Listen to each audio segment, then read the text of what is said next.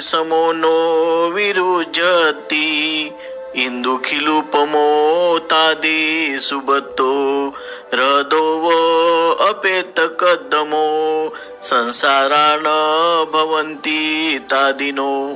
पृथ्वीप्रमाणे जो कोणाचा प्रतिकार करीत नाही, जो नगरद्वारासमोरच्या खांब्याप्रमाणे स्थिर, उत्तम व्रतधारी, चिखल नाहीशा झालेल्या डोहाप्रमाणे निर्मळ आहे, त्याच्यासारख्यांना संसार नाही.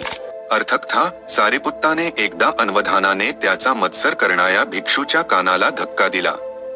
त्या भिक्षूने झालेल्या अनादराबद्दल बुद्धांना कळवले होते.